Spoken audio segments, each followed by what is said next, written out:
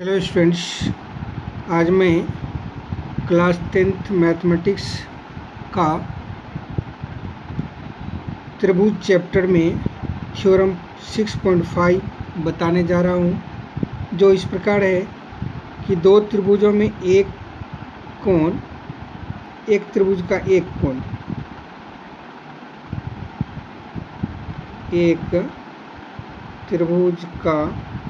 एक कोण दूसरे त्रिभुज के एक कोण के बराबर, इसमें भी दूसरे त्रिभुज के एक कोण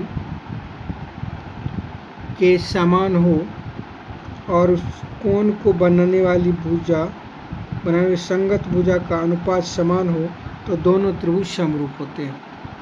यही जो थ्योरम है कि दो त्रिभुज आपको दिया हुआ है, उसमें एक त्रिभुज का एक कोण दूसरे त्रिभुज के एक कोण के समान है या बराबर है और उस कोण को बनाने वाली संगत भुजा का अनुपात समान है तो दोनों त्रिभुज क्या होगा, समरूप होगा।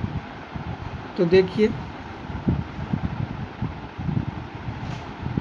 इसमें जो है दो त्रिभुज ले लेते हैं। एक त्रिभुज हो गया ABC, दूसरा त्रिभुज है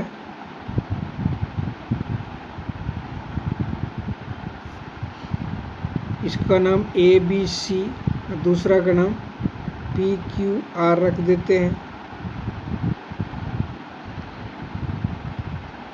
तो हमें माना कि ABC और PQR दो ऐसे त्रिभुज है जिसमें कोण A बराबर कोण P एवं AB बटे PQ बराबर AC बटे PR है। तो हमें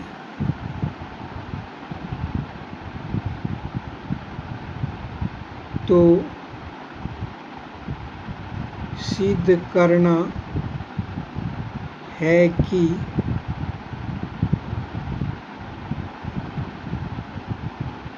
SAS से त्रिभुज ABC समरूप त्रिभुज PQR। तो इसमें रचना हमने क्या किया, AB के बराबर PQ में PM और AC के बराबर PR में PN काटा और MN को मिला दिया। ये रचना है। इस चीज़ को लिख देते हैं कि AB बराबर PM, PQ में AC बराबर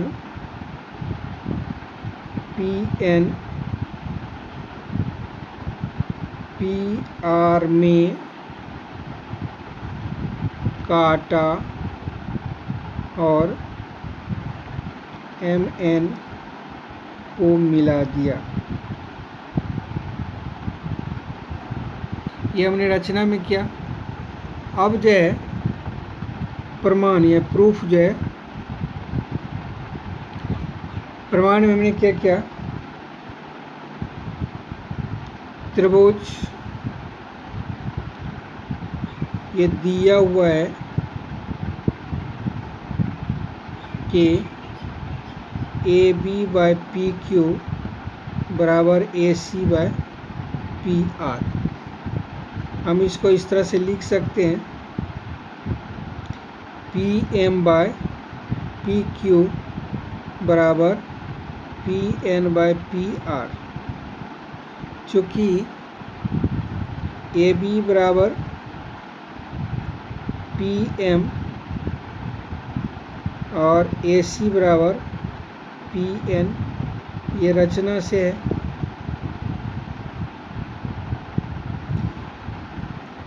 और ये तब आ गया क्या, थेल्स प्रमेय के विलोम या 6.2 प्रमेय से।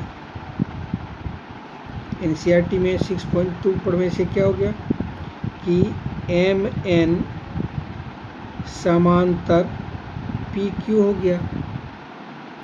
और जब एम एन समांतर पी क्यू हो गया, इसलिए क्या हो जाएगा, कोण एम बराबर कोण क्यू और कोण एन बराबर कोण आर, और दोनों में जो एक पी कोण जो उभयनिष्ठ है, तो क्या हो गया, ए से त्रिभुज पी क्यू आर समरूप त्रिभुज पी एम एन। इक्वेशन इसको फर्स्ट कर देते हैं। अब जो है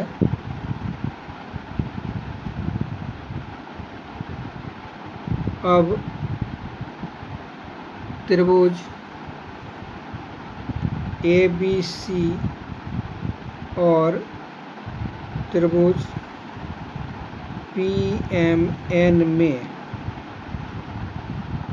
क्या हो गया, ए बी बराबर पी एम हो गया रचना से।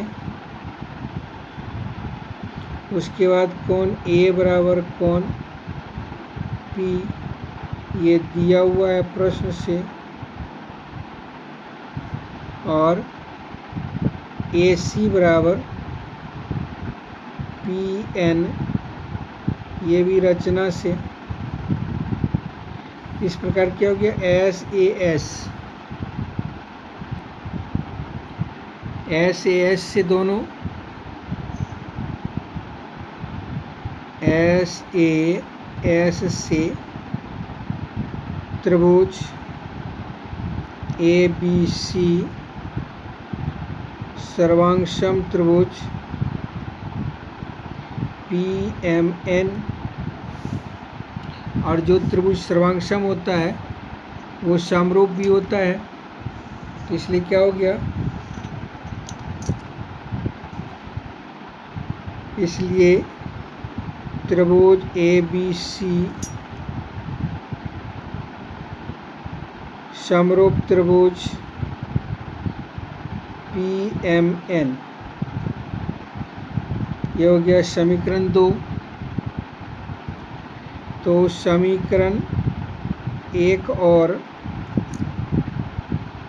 समीकरण 2 से क्या हो गया, पी एम एन जो ए बी के समरूप है, और इधर आपको जो है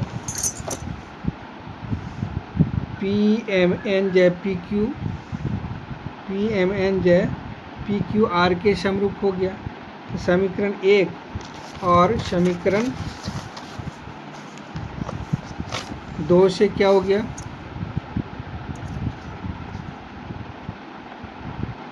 ये कौन हो गया, इसलिए त्रिभुज ए बी सी समरूप त्रिभुज पी क्यू आर, यही प्रूव करना था।